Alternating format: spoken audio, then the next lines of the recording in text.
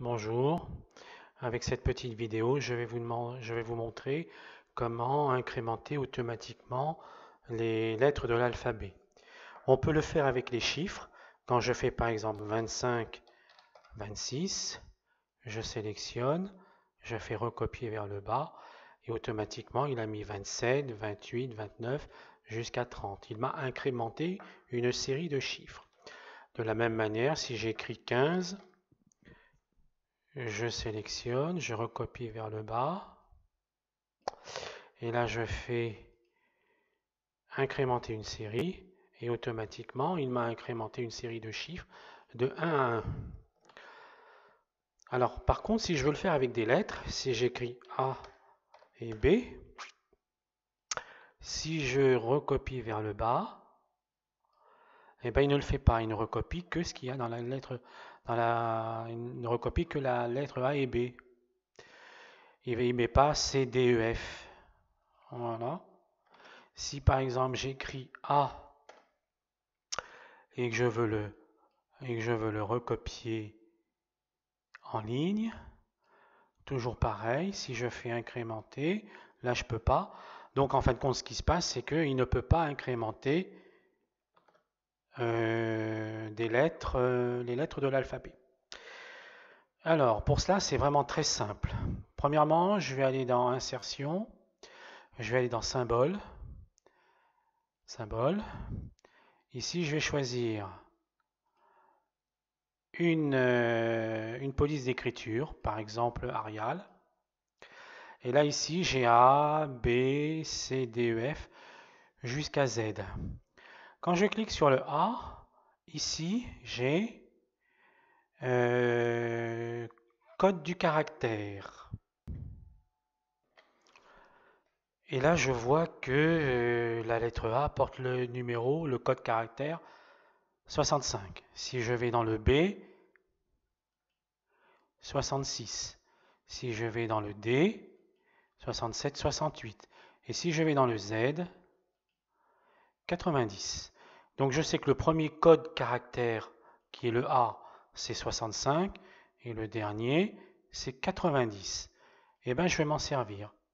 Ici, je vais écrire 65, 66, et je vais aller jusqu'à la ligne 26, puisqu'il y a 26 lettres, et là j'ai bien le code caractère 90.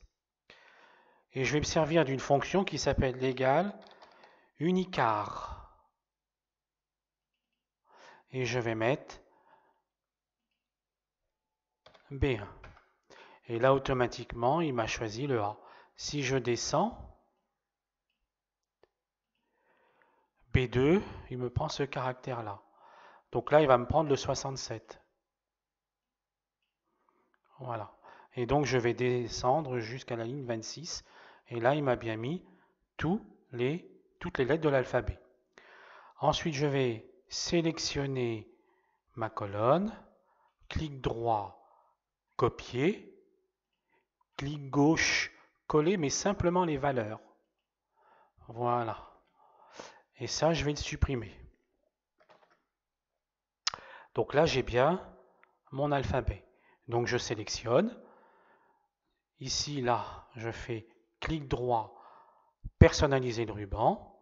Je vais dans Options avancées. Là, ici, je vais descendre jusqu'en bas. Dans Général, modifier les listes personnalisées. Et là, automatiquement, vous voyez, il a mis en évidence la sélection de ma plage de cellules. Si je clique, il me l'a bien mis en pointillé, donc il m'a sélectionné, il m'a recopié la sélection de ma plage. Et je vais faire importer. Voilà. Et je fais OK. OK. Maintenant ça, j'en ai plus besoin. Je vais le supprimer. Et si j'écris A, B, je sélectionne, je descends, Il est bien allé jusqu'à Y, Z. Voilà. Je recommence. A. Si je me positionne ici, je descends jusqu'à 26 et il m'a bien mis toutes les lettres de l'alphabet. Si je fais là, par exemple, si je mets R et que je descends, il m'a bien mis jusqu'à la lettre Z. Si je pars de la lettre O et que je veux aller jusqu'à la lettre W, et ben je descends. Et vous voyez, là ici, en dessous de la petite croix, on voit la lettre U, Y, V et W. Mais je peux également le faire sur la ligne. Voilà.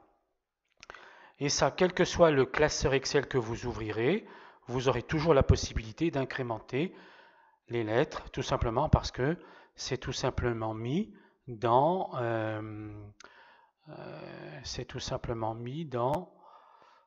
la liste personnalisée. Vous voyez, c'est ici. Maintenant, si vous en voulez plus, vous sélectionnez et vous supprimez. Mais n'importe quel dossier que vous aurez, vous pourrez toujours incrémenter aussi bien des chiffres que des lettres. Voilà, c'est tout.